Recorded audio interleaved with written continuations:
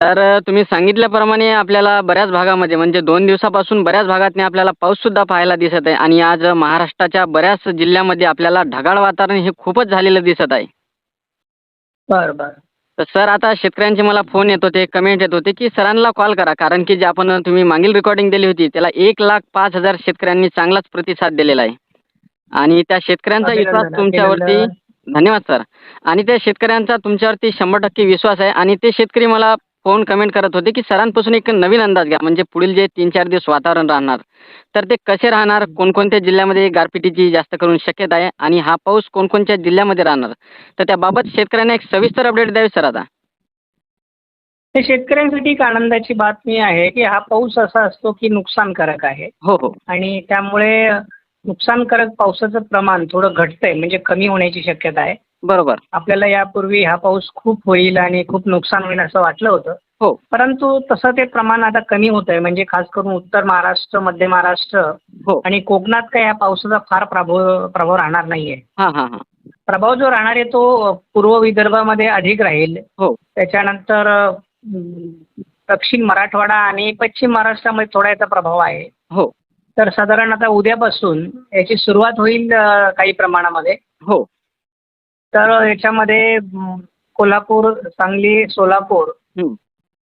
पुणे पूर्व, सातारा पूर्व, बीड, हो. धाराशिव, लातूर, हं, हं. नांदेड, यवतमाळ, वर्धा, हं. नागपूर, भंडारा, गोंदिया, चंद्रपूर, गडचिरोली हो, हो. आणि परभणी, काही प्रमाणात वाशिम, हिंगोलीचा पूर्व भाग. हं, हं. या ठिकाणी आपल्याला 18-19ला पाऊस होणार आहे हो, आणि त्यामध्ये तुरळक गारपीट असणार आहे, की फार गारपीट होईलच असं नाही. हो. परंतु काही भागात गारपीट होईल कारण उष्णतामान प्रचंड वाढलेलं आहे बरोबर. आणि उत्तर भारतामध्ये WD सक्रिय आहेत. हो, त्यामुळे जोड क्षेत्र तयार होतंय कमी दाबाचं आणि त्यामुळे याचा कदाचित गारपिटीची शक्यता राहणार आहे. हो, हो. बरोबर आहे 20 सर. तारखेपर्यंत साधारण म्हणजे 18, 19, 20 हे वातावरण राहील. काही हो. भागात 21लाही असेल. हो, तर त्यानंतर मात्र हे वातावरण कमी होईल. परंतु हो. याचा साधारण छत्रपती संभाजीनगर, जालना, बुलढाणा, अकोला, अमरावती या भागापर्यंत म्हणजे अगदी वाशिम, हिंगोलीपर्यंत हो. 19-20ला पण प्रभाव पडण्याची शक्यता आहे. हां, हां, हां. त्यामुळे सगळ्याच भागात हा पाऊस होत नाही. हा अवकाळी स्वरूपाचा मान्सून पूर्व पाऊस असतो. हो, त्यामुळे यामध्ये विजा पडण्याची शक्यता असते. त्यामुळे मोबाईलमध्ये शक्यतो पावसाचं शूटिंग करू नका म्हणून आपल्या शेतकऱ्यांना आपण सांगूयात. बरोबर सर. त्यानंतर वादळी वारे असणार आहेत. त्यामुळे झाडे पडण्याची देखील शक्यता असते हो, हो. आणि त्यामुळे जनावरं झाडाखाली बांधू नका. हो, त्याचबरोबर विजा पडण्याची शक्यता असते. त्यामुळे झाडांचा आश्रय घेऊन पाऊस आल्यानंतर उभे राहू नका, बरोबर. की जेणेकरून आपल्याला त्या झाडावर वीज पडली तर जीवितहानी होता कामा नये. हो, याची काळजी घेतली पाहिजे. हो. शिवाय ज्यांचे गहू आणि हरभरे काढायला आलेले आहेत, तर बहुतांशी माझ्या माहितीप्रमाणे गहू हरभरे काढण्यात आलेले आहेत. बरोबर सर. कारण आपण सातत्याने 15 दिवसापासून अंदाज दिलेला होता. हो, त्यामुळे बऱ्याच शेतकऱ्यांनी आपलं धान्य आपल्या घरात आणलेलं आहे. हो. पण ज्यांचा गहू ओला आहे आणि काही भागात सुकलेला आहे, तर बरोबर. त्यांना माझी अशी विनंती राहील की त्यांनी जो सुकलेला आहे तो भाग काढून घेतला पाहिजे. हो, जे ओले भाग आहेत ते नंतर काढले तरी चालतील. हो. त्यामुळे आपल्याला तेवढं तरी पीक ताब्यात येईल. बरोबर आहे सर. फळबागायतदारांच्या बाबतीत मी यापूर्वीच सूचना दिली होती की फळबागांचं नुकसान होणार आहे. त्यामुळे शक्यतो बागायतदारांनी लवकरात लवकर हार्वेस्टिंग करावी अशी आपली विनंती होती. परंतु कधी काही बागा या हार्वेस्टिंगला आलेल्या नसतात बरोबर आहे सर. आणि त्यामुळे मग शेतकऱ्यांची अडचण होते. हो, परंतु आता निसर्गापुढे आपण खूप लहान आहोत. बरोबर. त्यामुळे शेतकऱ्यांनी हा अंदाज लक्षात घेऊन हो, आपल्या शेतीचं नियोजन करणं आवश्यक आहे. बरोबर आहे. पण फार घाबरण्यासारखी देखील परिस्थिती नाही आहे. हो, कारण बहुतांश महाराष्ट्राचा भाग हा यामधनं सुटणार आहे. हो. फक्त विदर्भ, मराठवाड्याचा दक्षिणी भाग आणि पश्चिम महाराष्ट्र असाच हा थोडा प्रभाव राहण्याची शक्यता आहे. हो. मात्र सर हे जे पाऊस आहे समजा 18, 19 आणि 20 तारखेला तर मग हे वादळी वाऱ्यांसह जोरदार राहण्याची शक्यता आहे का मोजकाच पाऊस राहणार? नाही ना, वादळी वाऱ्यांसहच पाऊस राहणार आहे तो. हो, कारण हा पाऊस वादळी वाऱ्यांसहच असतो.